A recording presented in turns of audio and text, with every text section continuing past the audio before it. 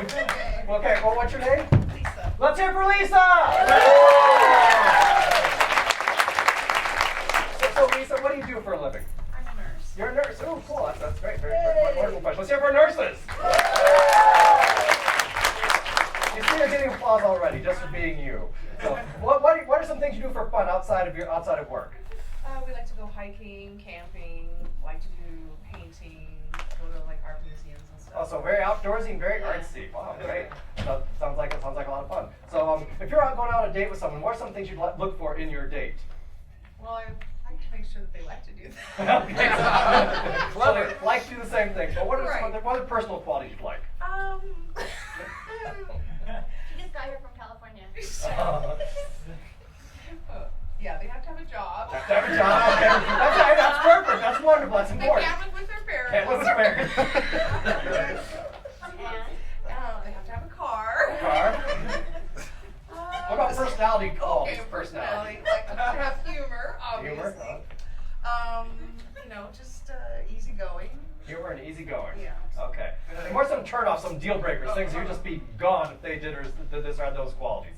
Mama's boys. Mama's boys. And somebody that smokes. So those would be the two biggest Okay. things. If you could go anywhere in the world on your ideal date, where would that be? Australia. Australia, okay. Well, Lisa, we're going to attempt to find you a date on the Not Burned Out, Just Unscrewed dating game!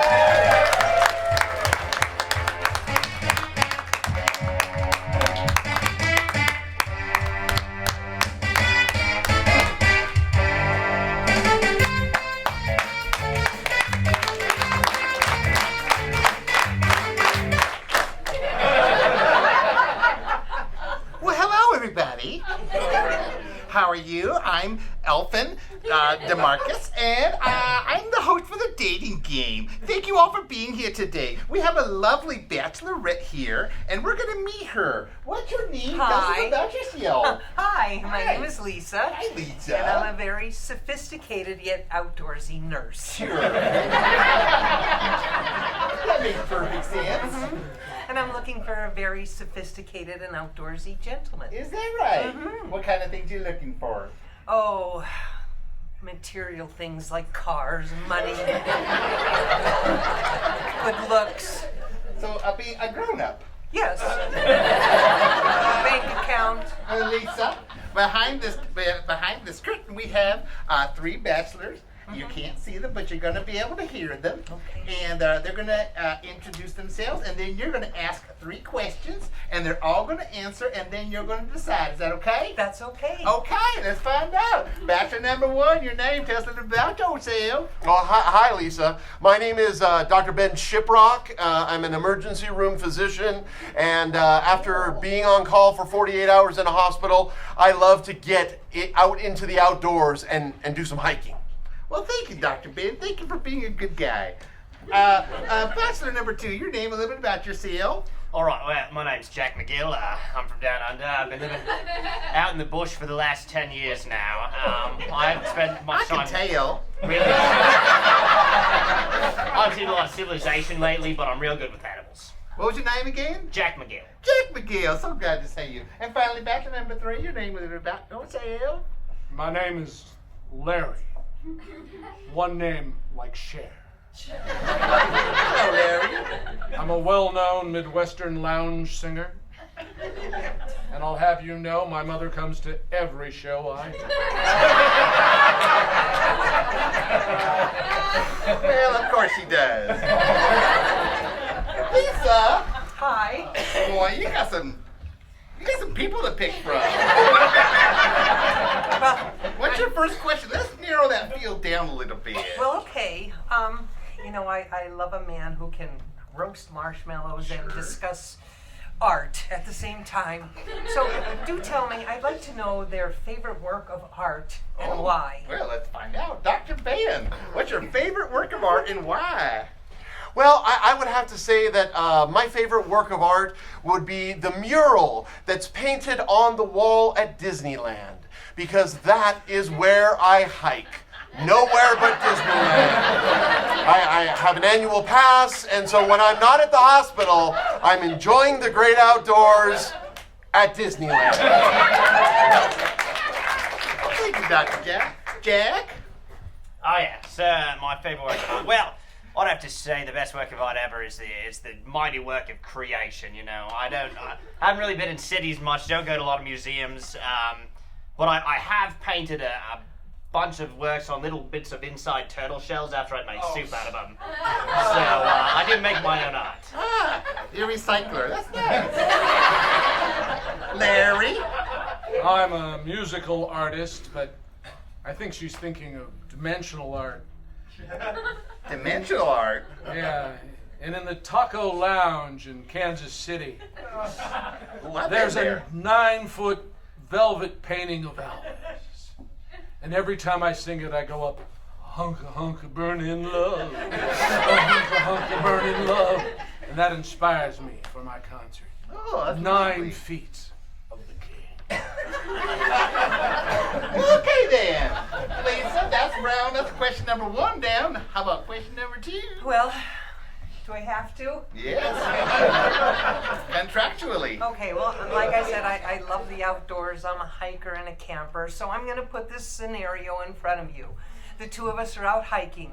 All of a sudden, from the bushes leaps a big, giant black bear, and he starts chasing us. I fall and trip. What do you do? Oh.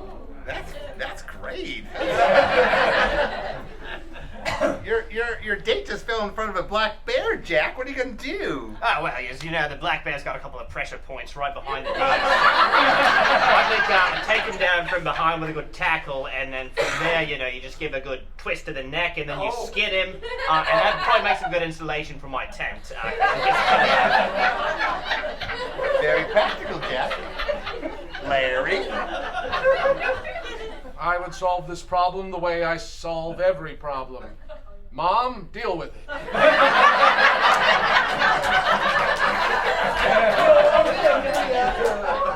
Dr. Ben?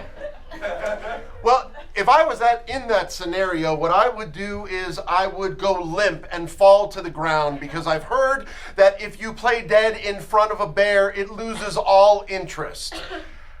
That way, I would also be available to treat any wounds that happen to you from an encounter with the bear as well. Ah, practical and cowardly. You got one last question, Lisa. What's it going to be? Well, okay, I'm a nurse. I take care of people all day long. Sure. So I want someone to take care of me Okay. when I come home. So when I come home from a long day at the hospital, how are you going to pamper me? Ooh, that's a good one. Let's find out. Larry, how would you pamper Lisa after a long, hard day at the hospital? Mom, deal with it. Should have saw that one coming. Dr. Ben? Grilled cheese, tomato soup, and an endless loop of It's a Small World. And finally, Jack. Oh, well, you know, I'd take real good care of her. You know, I'd bring her back to my tent, which I got out in the woods there, and, you know, I'd probably go out to the nearest stream and spearfish us a couple of fish for dinner. I'd cook them myself, skin them myself, and scale them, of course, you know. And, once I'd cleaned the fish guts off me, I'd grilled those up, you know, I'd probably give you a good foot rub with kangaroo fat. It's actually real good for the I always keep a good supply handy, so, you know, that'd be nice and relaxing.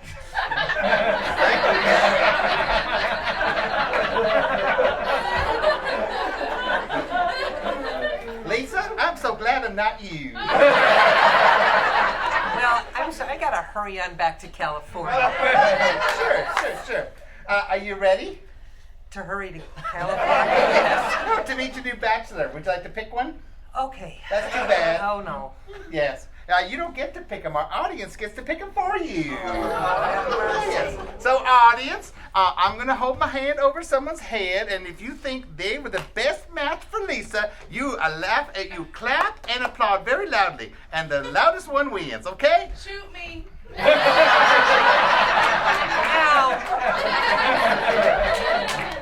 For Dr. Ben, for Jack, and for Larry. Yeah! For Jack date him. Jack, it's your lucky day. Come on, meet Lisa.